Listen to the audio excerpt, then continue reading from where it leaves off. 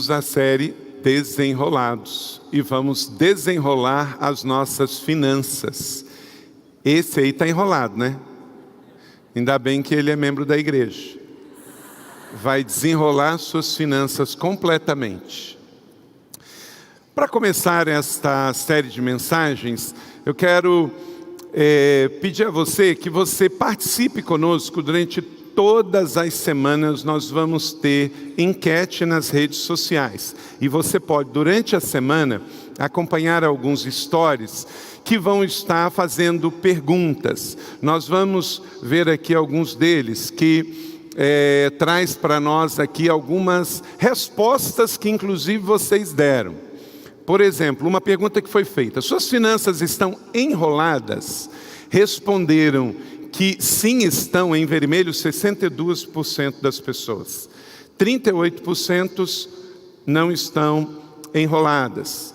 De 626 participantes, é muita gente, não é? Que estão com as suas finanças enroladas. Outra pergunta: já estourou o limite do seu cartão de crédito?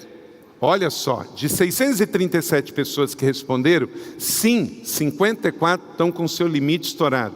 Isso aqui é altamente preocupante. Colocamos vermelho para que, se é o seu caso, também se atente. Nós estamos falando do juro mais caro do mercado, e o juro mais caro do mundo é o juro do cartão de crédito.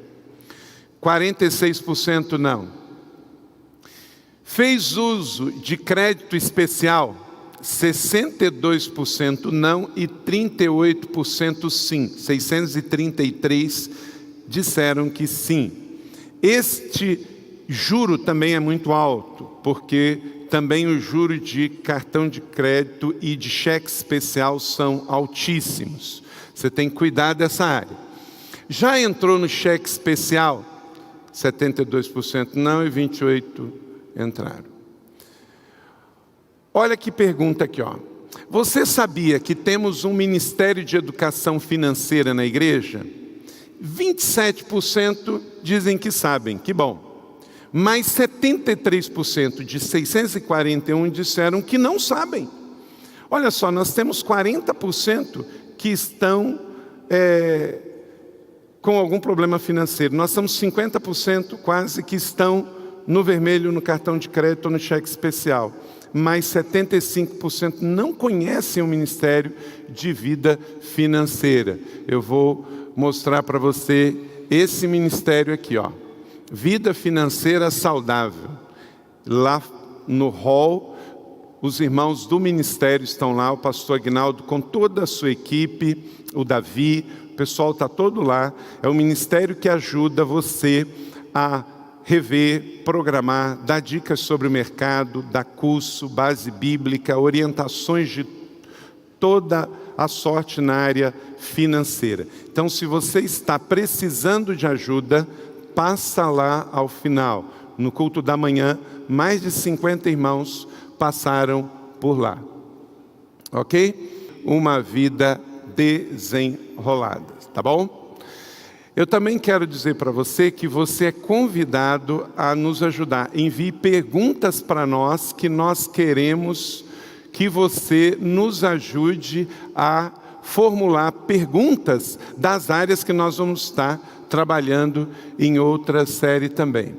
Quero que você agora abra a sua Bíblia em Marcos capítulo 6, 34 a 46. Marcos capítulo 6, 34 a 46. O texto é conhecido, mas eu quero que você abra, porque nós vamos usar durante todo o texto durante esta série de mensagens. E agora, aqui na primeira mensagem da série, no texto que Jesus faz uma multiplicação de pães e peixes. Abre e deixa a sua Bíblia aberta em Marcos, capítulo 6, 34 a 46. Leia comigo o verso 38, todos juntos. Quantos pães vocês têm? Verifiquem. Mais uma vez. Quantos pães vocês têm? Verifiquem. Jesus, ele fala sobre princípios. Diga comigo, princípios. princípios de vida. Quando Jesus nos ensina sobre o milagre da multiplicação, ele está falando sobre finanças também. E ele quer a nossa vida completamente livre de qualquer rolo nessa área. Porque uma pessoa com a vida enrolada financeira é uma pessoa travada em todo o seu potencial. Quero passar 5 princípios que qualquer consultor que você for procurar sobre área financeira, eles vão falar com você. 5 princípios, não está no esboço, você pode anotar em algum outro lugar aí. Primeiro princípio bem geral: gaste menos do que você ganha. Gaste menos do que você ganha. Não importa quanto que você ganhe, gaste menos. Porque isso não tem a ver com o volume de dinheiro que você ganha ou gasta. Tem a ver com um princípio. Esse é um princípio básico. Se você gastar mais do que você ganha, você vai se enrolar. Então você não pode gastar mais. Você tem que gastar menos do que você ganha. Se você ganha 2.000, você não pode, de maneira nenhuma, gastar mais do que 2.000. Isso é um princípio. Outro, tenha um orçamento. Tenha um orçamento. Todo e qualquer indivíduo que tiver um orçamento vai ter menor chance de ter um problema financeiro. Então você coloca lá de maneira bem simples: quanto você ganha, quanto a sua esposa ganha, outras entradas da família. Então você tem um subtotal, essa é a entrada, extras e saídas, A, B, C, D. Monte seu orçamento, quinzenal, semanal ou mensal. Um outro princípio: tenha uma conta de investimentos. Tenha uma continha de investimentos. Independente se você tem muito ou pouco. Vai lá, separe R$10, R$100, mas bota na sua conta de investimento. Nem que seja para ser didático, porque se você não fizer no pouco, quando tiver no muito também não terá. Um outro princípio: avalie sempre o seu risco. Tudo envolve risco. Tudo que você vai começar de novo tem risco.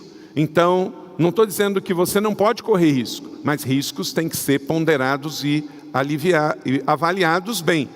Outra coisa: use crédito de forma inteligente e responsável. Se você é um bom pagador, você tem crédito.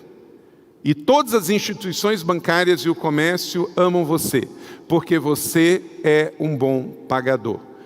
Mas não pense que porque você tem crédito, você tem que gastar. Você tem que usar com sabedoria. Então, esses são 5 princípios que, independente de quanto que é o seu orçamento, qual o tamanho da sua família, se você quer viver desenrolado financeiramente ou não quer se enrolar, então gaste menos do que ganha, tenha um orçamento, tenha uma conta de investimento para o futuro, avalie bem o risco do que você vai fazer e use o crédito de forma inteligente. Esses 5 princípios você vai ver também no milagre da multiplicação dos pães e dos peixes. Embora que esses 5 princípios sejam usados no mundo secular e por qualquer consultor, Jesus fala indiretamente desses 5 princípios nesta passagem, que é sobre o milagre, que é sobre comida, que é sobre pão e peixe, mas tem tudo a ver com o meu e o seu orçamento. Talvez você hoje está lamentando porque você teve muito, não soube administrar e hoje está com problema financeiro. Mas não fique olhando para o passado. Se você não cuidar, o que está ruim pode piorar. Então, seja bom mordomo do que Deus te deu. Vamos lá.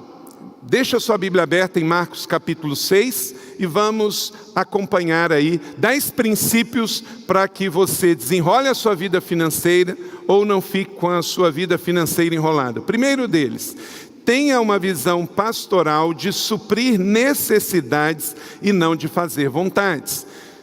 Jesus, então, no seu primeiro milagre da multiplicação dos pães e dos peixes, ele então olha uma multidão. Ele tinha acabado de ministrar a essa multidão, já era tarde, e ele olha para aquelas pessoas e vê ali necessidades e não vontades. Diz o texto, verso 34. Quando Jesus saiu do barco e viu uma grande multidão, teve compaixão deles, porque eram como ovelhas sem pastor. Jesus olhou para aqueles homens e mulheres e crianças que estavam ali na Galileia, e Jesus sabe que tem necessidades, então tem que haver algum tipo de investimento. Não é questão de vontades. Boa parte dos orçamentos que estão com problemas não foram porque foram supridas necessidades, foram porque foi feitas vontades. E muitas vezes nessas vontades é que você se enrola. É pecado você comprar uma roupa que você não estava precisando? Não é pecado. Mas numa época de orçamento apertado, pode ser uma vontade que se você segurar vai passar. E não precisa necessariamente comprar. Então, Jesus, ele sabia que haviam necessidades. Então, ele chamou os discípulos e olhou para aquele povo com um olhar de suprir necessidades. Nós temos que suprir necessidades. Necessidades custam. Então saiba que você vai ter que gerenciar bem o seu orçamento. Mas pense sempre no suprimento. 2. Sempre ensine, escreva aí, ensine princípios que educam e transformam. Então começou a ensinar-lhes muitas coisas. Jesus começou a ensinar. Nós precisamos de princípios. Princípios nos ensinam e nos transformam. Jesus, ele olha para aquelas pessoas e ele começa a ensinar aquelas pessoas. Ensino transforma. Nós temos muitas pessoas que estão com problema financeiro e gastaram dinheiro errado. Tem uma pesquisa, coloca ela aí na tela para mim. Ela tem, que eu vi no G1 essa semana, e eu printei, e eu queria mostrar para vocês como é que as pessoas estão gastando o seu orçamento hoje. Mais de 40% dos brasileiros adultos, 63 milhões de pessoas, têm pelo menos uma dívida que não podem pagar. Pode passar. Já é comprovado que, em termos de felicidade, a melhor forma de gastar o seu dinheiro é com experiências e não com coisas. Tem gente que pensa, eu vou comprar uma coisa, um carro melhor, uma casa, para ver se eu me sinto melhor e fico mais feliz. Nada que você compra te faz mais feliz. Você tem que entender que felicidade é uma outra coisa, não se compra. Outra coisa com relação a dinheiro. É triste, mas é verdade. 2 em cada 3 famílias que herdam dinheiro não conseguem gerenciar os seus bens e acabam perdendo tudo. Lembra o ditado? Fácil vem, fácil vai. Porque muitas vezes quem herda não dá o valor. Pode passar? Uma das principais motivos pelos quais um casal se separa é brigar por causa de dinheiro e problemas financeiros. Isso é tão sério que Jaime Kemp escreveu um livro e disse assim: até que as finanças vos separem. Antigamente as pessoas casavam com comunhão universal de bens.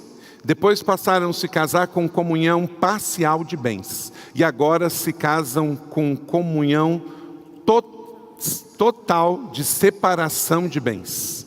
Então, era totalmente inclusiva, depois mais ou menos, e agora totalmente separado. Isso já é porque já casa pensando que pode se separar.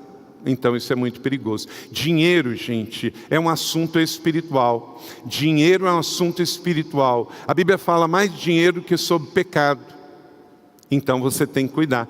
Então todo o dinheiro que você recebe, ele tem que ser consagrado ao Senhor. Então a primeira coisa que você faz quando você recebe qualquer dinheiro, o que você faz? Você dizima, você abençoa, você primicia, você consagra na casa do Senhor. Porque dinheiro é uma potestade, está vivo.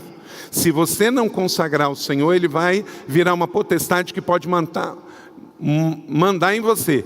E aí, estatísticas dessas acontecem. Pessoas pensam que dinheiro traz felicidade e não traz. Pessoas pensam que dinheiro faz casamento e não faz. Pessoas pensam que dinheiro não é um assunto sério, larga de qualquer jeito, daqui a pouco você está brigando por causa de dinheiro e tem gente se separando por causa de dinheiro. Coloca lá, mas dinheiro gerado pelos 100 pessoas mais ricas do mundo, em 2012, seria suficiente para acabar com a pobreza no planeta 4 vezes. Imagina. Então, dinheiro é um assunto muito sério. Ok. Aqui um gráfico interessante. Eu tirei isso essa semana de um portal de notícias. Como que as pessoas estão gastando o seu dinheiro? 36% com moradia. 18% com transporte, 17% com alimentação, 8% com saúde e quase 5% com educação. Agora, olha só. Talvez o seu orçamento difere um pouquinho, mas, em média, essa está sendo a realidade média do brasileiro. Então, já que gasto de família com moradia ele é tão alto, é ali que você tem que cuidar, que você pode se enrolar financeiramente.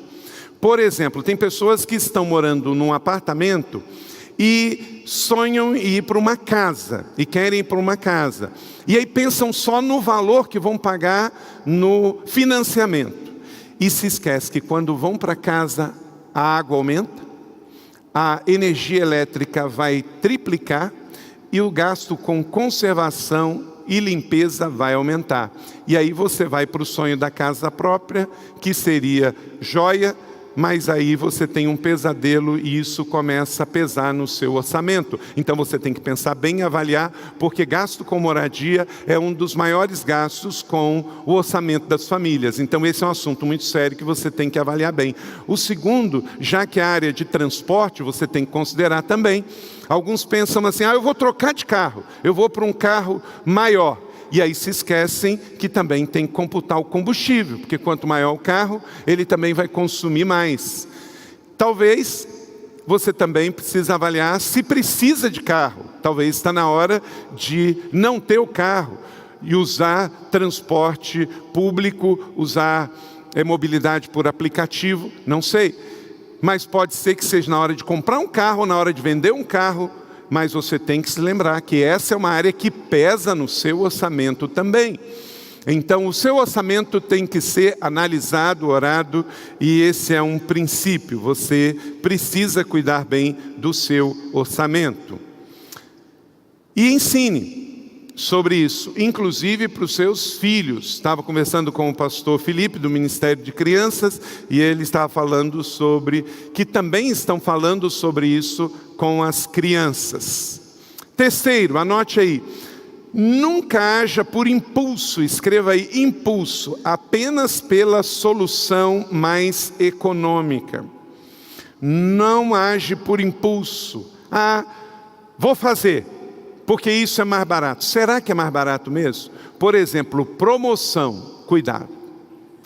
Você só tem que pensar o seguinte, tem algum motivo porque aquele negócio está em promoção. Às vezes o negócio é ruim. Você já viu coisa muito boa que acabou rápido e que entra em promoção? Não. Se entrou em promoção, a probabilidade de estar encalhada é grande. Então, desconfie, não haja por impulso. Jesus lidou ali com o impulso dos seus discípulos. O verso 35 e 36. Já era tarde, por isso seus discípulos aproximaram-se dele e disseram: este é um lugar deserto, já é tarde. Manda embora o povo para que possam ir aos campos e povoados vizinhos comprar alguma coisa para comer. Gente, a Galileia é um lugar ermo até hoje. Se você não foi, espero que vá. Planeje-se financeiramente para ir a Israel. Vá em uma das nossas viagens. Ano que vem, vamos a Israel de novo. E eu espero que você possa ir. Amém? Então, planeje, pense. A Galileia era um lugar deserto. Você vai ver que até hoje tem também muitos campos e pouco lugar povoado, além de Tiberíades. Qual era o impulso ali? Está tarde, é muita gente. A Bíblia fala que foram 5.000 homens que comeram, multiplicando isso por crianças e mulheres. 20.000 pessoas, pelo menos ali, 5.000. Cada um tinha uma mulher, pelo menos 2 filhos. Então, muita gente. Qual a solução mais rápida? Por impulso. Jesus, manda esse povo embora. Manda para que eles possam ir aí pelos povoados da Galileia e comprem alguma coisa para comer. Uma solução de impulso que resolveria parte do problema. Jesus não tinha que fazer milagres, não ia se gastar dinheiro nenhum, o povo ia embora mais cedo, mas não era efetiva. Nem toda ideia de impulso, eu não vou dizer para você que uma ideia de impulso, ela é errada. Não, às vezes a gente tem uma ideia de impulso que é boa. Mas uma ideia de impulso, a probabilidade dela dar errada é muito grande. Pedro teve uma ideia dessa de impulso e passou a noite inteira pescando e não pegou nada. Lá na Galileia também, falou, vou pescar. Foi pescar, passou a noite inteira jogando rede, não pegou nada. Aí chega Jesus no dia seguinte, joga a rede do lado direito. Aí pegou 153 grandes peixes. Jesus chega e ensina a fazer a coisa certa. Pedro, faz do lado certo, do jeito certo, e não por impulso. E Jesus foi muito feliz, ele falou, joga do lado direito. Ele não mandou jogar do lado esquerdo, né? Eu acho que estava muito certo. O lado direito funciona melhor, né? E aí, foi lá e depois deu tudo certo. Pedro estava querendo fazer do lado errado. Não haja por impulso. Em matéria de finanças pode ser um desastre, uma tragédia. Comprar por impulso, gastar por impulso, dar por impulso, receber por impulso e por aí vai. Muito cuidado. Quando é dinheiro, pense, avalie, pondere e ore. E depois faça. Quarto, tenha um orçamento e use-o com sabedoria. Todos os consultores vão falar, tenha um orçamento. Ah, você tem um orçamento grande? Ok. Você tem um orçamento menor? Ok, mas tem um orçamento. E quando você tiver um orçamento, você precisa colocar lá no seu orçamento, naturalmente, o seu dízimo, sua oferta, precisa fazer parte do seu orçamento. Você não pode chegar aqui na igreja e dar por impulso simplesmente. Não, você já separa, já ora em casa, já traz o cheque ou o dinheiro e se for doar no cartão ou na transferência, já vem pensando nisso e com expectativa e com alegria, porque você tem isso tão a sério que está no seu orçamento. Por vezes o seu orçamento vai precisar que você corte o cartão. Isso aqui chama-se cartão de crédito, uma ideia fantástica que inventaram. Mas é boa se você souber liderar o cartão de crédito. Ele vai juntar todos as suas compras, você vai poder programar quando vai pagar, mas se você está devendo por cartão, como nós vimos aqui, mais de 50%, você tem que sair urgente do cartão de crédito. Por quê? Porque ele tem o juro mais caro do mercado. Você tem que trocar essa dívida. E aí você vai conversar com o pessoal do ministério. Mas agora, por hora, corta o seu cartão de crédito, arrume um cartão de débito, só para você fazer débito das suas contas. Isso vai te ajudar e muito. Tem momentos que a melhor coisa que você pode dar para o seu cartão de crédito é uma tesoura e fazer uma cirurgia plástica nele. E você passe a usar dinheiro, ou em espécie ou em plástico, mas isso por um tempo vai ajudar bastante você numa situação pedagógica e terapêutica com relação ao dinheiro. Veja bem, olha que coisa interessante no verso 37. Ele, porém, respondeu: dê-lhes vocês algo para comer.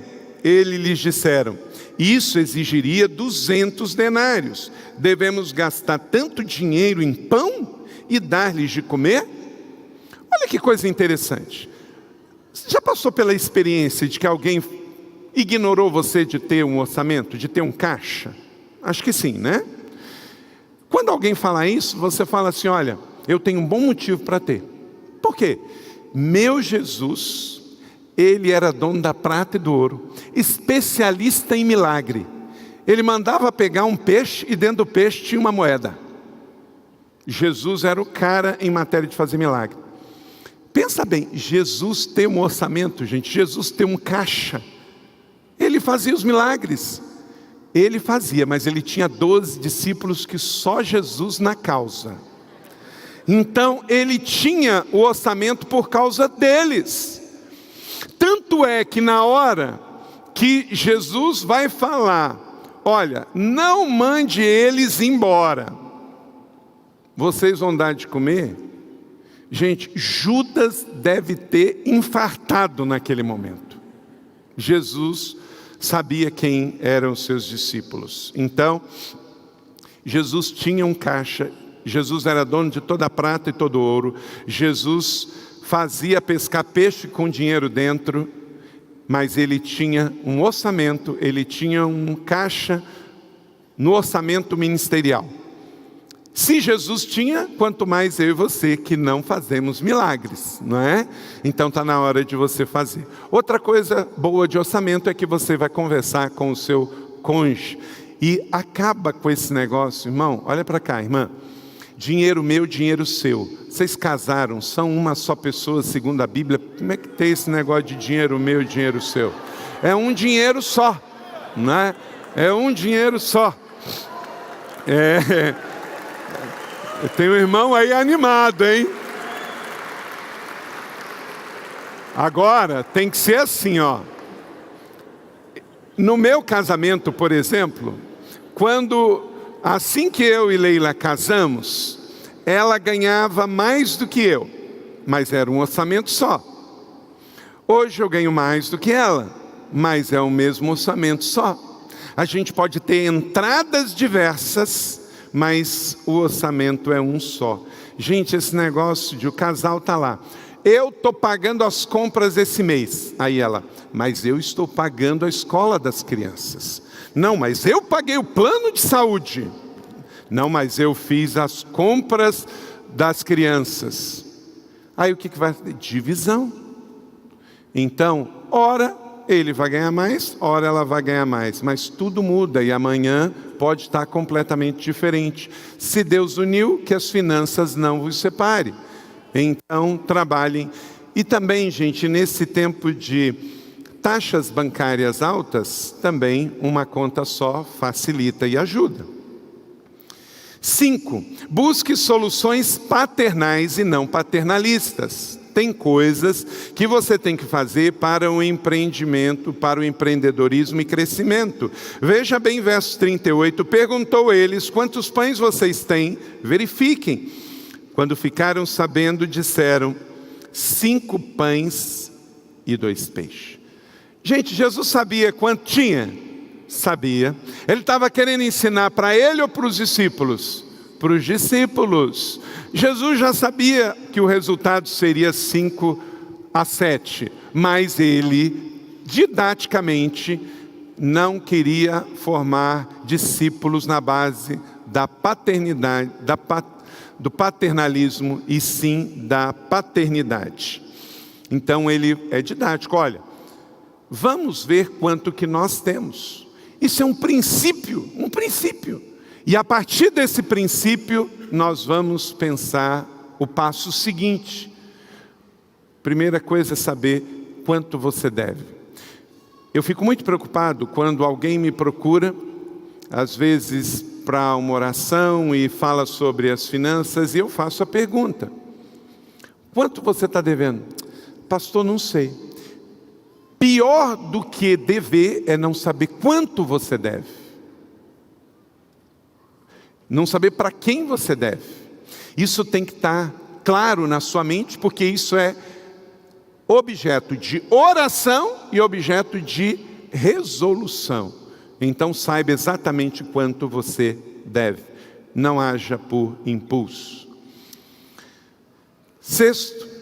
Ordene e organize todo o seu ambiente. Verso 39 e 40, leia comigo. Então Jesus ordenou que fizesse todo o povo assentasse em grupos na grama verde, assim eles se assentaram em grupos de 100 e de 50. Meu irmão, procure fazer uma organização da sua vida financeira. O nosso irmão do vídeo revelava por que ele estava todo enrolado, também a forma como que ele estava tratando o seu dinheiro. E literalmente tem gente que está com a vida toda assim, não sabe onde estão as contas, a quem está devendo, não sabe como é que está a relação com os filhos, com a esposa, e está tudo confuso. Às vezes, gente, só uma arrumação já paga algumas contas. Quem aqui já, ao arrumar coisa dentro de casa, achou dinheiro? Levanta a mão. Olha aí, ó, tá vendo? Muita gente passou por essa experiência.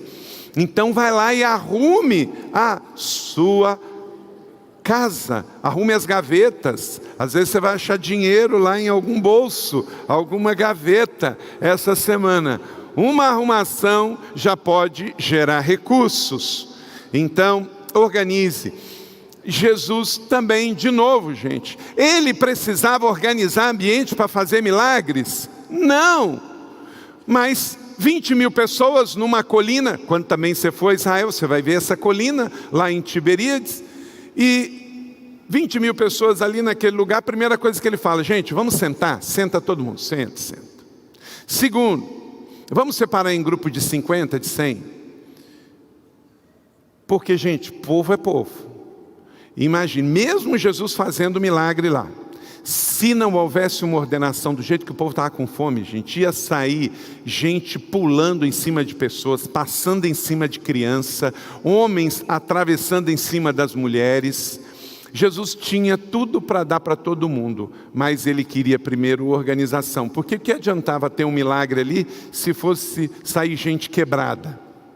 Aí, ao invés de servir comida, ele ia ter que procurar hospital, e ele tem que fazer outro milagre, agora eu vou ter que consertar cabeças, braços e pernas. Então, porque o ser humano é assim, eu não sei quantos lembram lá no Katrina, quando aconteceu aquele furacão lá no sul dos Estados Unidos, em Nova Orleans. Às vezes a gente olha situações do Haiti, da África, da Ásia, quando alguém chega com comida e vira uma confusão só, né? Aí fala assim, não, mas isso é coisa de africano. É coisa de ser humano, é vontade de comer, é fome. Quando a gente viu lá nos Estados Unidos, aquele povo que tinha ficado ilhado, sem conseguir comprar as coisas. E aí quando chegavam comida naqueles ginásios, nos Estados Unidos, parecia bicho. Quem lembra dessa situação? Né? Por quê? Porque não tem esse negócio de americano, não tem africano. Se o camarada está com fome, ele perde noção. Jesus não queria que acontecesse isso. Jesus, ele queria que acontecesse tudo num ambiente de organização, de ordem. Porque ele sabe como são as pessoas. Então, não confie em você mesmo, organize a sua vida. 7. Viva satisfeito e celebre com gratidão o que você recebeu. Verso 41, tomando os 5 pães e 2 peixes e olhando para o céu, deu graças e partiu o pão. Só aí ele fez o milagre. Jesus queria que o milagre acontecesse precedido de oração e fosse para a mão dos discípulos. Então temos aqui um princípio. Se você quer estar desenrolado da sua vida financeira, você tem que estar bem, você tem que estar em paz, você tem que estar satisfeito. Com muito ou pouco você tem que estar pleno, tem que estar satisfeito. Provérbios capítulo 22, 9 diz, quem é generoso será abençoado, o generoso prosperará, quem dá alívio aos outros, alívio receberá. Provérbios capítulo 11, verso 25. Então, a avareza não pertence aos satisfeitos. O avarento, ele é insatisfeito. Guarde isso no seu coração.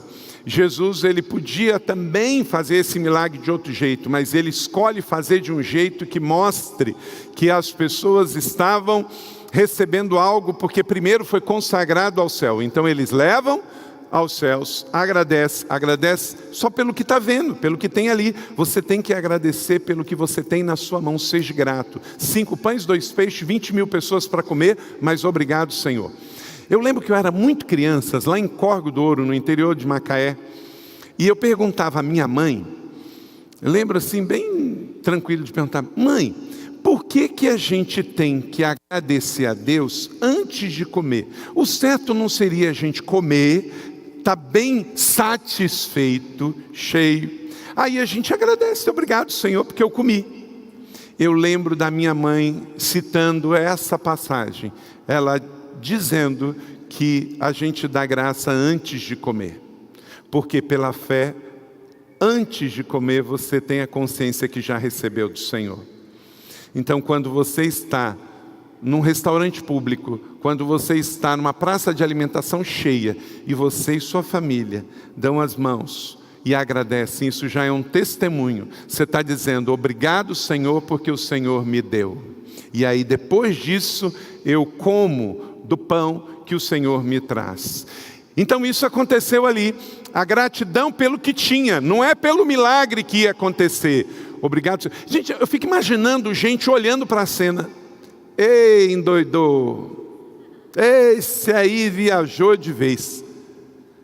Como que ele vai dar graças por 5 pães e 2 peixes para alimentar todo mundo? Porque nós somos esse povo, o povo desenrolado, um povo que tem a convicção de que Deus já deu primeiro. Então, viva satisfeito. 8. Confie que a prosperidade está nas mãos dos doadores. Verso 41b, 42. Em seguida entregou aos discípulos para que o servissem ao povo, e também dividiu os 2 peixes entre todos eles, e todos comeram e ficaram satisfeitos. Jesus não falou assim, gente, abracadabra, e apareceu um monte de pão e um monte de peixe. Não, foi algo que eles tinham um pouquinho de peixe na mão, um pouquinho de pão, e eles davam aquilo às pessoas que estavam sentadas e em grupo. Só que o que acontece? Eu pegava e entregava, pegava e entregava, pegava e entregava, e não acabava. Foi dando para todo mundo. Não ficou aquele monte de pão mostrando que tinha muito. Não, ele foi multiplicando na mão dos que deram graças a Deus. Quem já passou pela experiência aqui, em especial as mães? Tinha lá uma comida, e aí tinha muito arroz sempre tem muito, né? Muito feijão, farinha então, Paulo, um monte de farinha, né? Um monte de abobrinha. Mas aí a carne, lá no interior do estado do Rio, chamava mistura, né? A tal da mistura não era muita, e a mãe tinha que fazer ali um malabares, mas daquele jeito que só Deus usa as mães.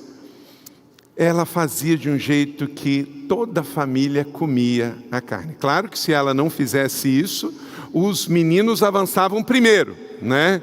E as meninas que chegassem atrás, já Elvis. Quantas pessoas aqui viram as suas mães fazendo esse milagre da multiplicação da mistura? Olha aí, coisa linda, não é? Então, é assim, Deus faz, Deus vai multiplicando na sua mão. Querido, você nunca vai empobrecer, nunca vai viver uma vida de miséria porque você foi generoso. Isso pode acontecer porque você foi displicente, porque você confiou em pessoas erradas, porque você fez negócios errados, porque você administrou mal, porque você foi ganancioso, mas nunca porque você foi generoso. Um provérbio popular antigo diz: o que guardei, perdi, o que eu gastei, eu tive, o que eu doei, eu tenho. Vamos dizer isso juntos? O que eu guardei, perdi, o que gastei, eu tive, o que eu doei, eu tenho. Os israelitas deram com generosidade o melhor trigo, o melhor vinho, o melhor óleo, o melhor mel, e todos os campos produziram. E eles fizeram o quê? Trouxeram o dízimo de tudo era uma grande quantidade. Tem gente que fala assim, mas dízimo é coisa da lei. Esse texto aqui fala antes da lei. Esse texto fala de Abraão antes da lei. Doar é um princípio de quem se parece com Deus. 9.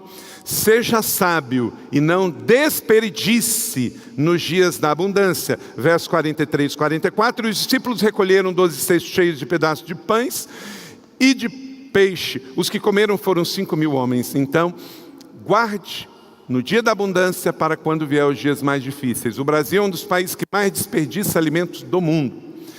Esses dias eu cheguei lá do Nordeste, eu fui pregar e encontrei um amigo meu, pastor Joaquim, e ele me deu um abacaxi. Eu não sei se você já ouviu falar no abacaxi de São Luís do Maranhão, chamado abacaxi Tirau-Sul. Gente, isso não existe, você não está entendendo. Esquece tudo que você comeu de abacaxi na vida. A cor é igual de gema de ovo caipira, amarelinha, de ouro. Desse tamanho, abacaxi Tirau-Sul. E aí eu trouxe 3, cheiroso, que maravilha. E quando eu descasquei o abacaxi, as cascas, poderia ter jogado fora, poderia ter colocado na horta. Mas a Leila me lembrou uma coisa que é maravilhosa. Você faz um chá da casca de abacaxi tremendo, que é melhor do que o abacaxi. E é uma casca, podia jogar fora. Então, verifique na comida o que você pode e deve aproveitar de alguma maneira. E, em especial, com o seu recurso. Não estamos falando de avareza, estamos falando de sabedoria. Não desperdice. 10 e último, prossiga trabalhando e orando, porque a vida segue. Verso 45, 46, logo em seguida Jesus insistiu com os discípulos para que entrassem no barco e fosse adiante dele para Betsaida, enquanto ele despedia a multidão. Tendo-os despedidos, subiu a um monte para orar. Diga comigo, trabalhando e orando. Meu irmão, a vida está em movimento, novos desafios virão. Se você não está enrolado, cuidado porque você pode se enrolar. Se você está desenrolado, graças a Deus, mas não baixa a guarda. A vida segue, desafios vão vir. Pode acontecer sinistros e adversidades. Você é gerente dos recursos de Deus. Então, saiba que você vai ter que prestar contas, muito ou pouco. Lucas 12, 42, 44, o Senhor respondeu: quem é, pois, administrador fiel e sensato, a quem seu Senhor encarrega dos seus servos, para lhes dar sua porção de alimento no devido tempo? Feliz o servo a quem o Senhor encontrar fazendo assim quando voltar. Garanto-lhe que ele o encarregará de todos os seus bens. Então, meu irmão, minha irmã, você é administrador, mordomo do que Deus te deu. Guarde com sabedoria, zele com sabedoria, porque uma vida financeira enrolada é um ministério travado, é um profissional travado, é um crente travado. Com sabedoria, zele por tudo que Deus te deu. Amém? Você recebe essa palavra da fé? Que ela seja sobre a sua vida. Amém?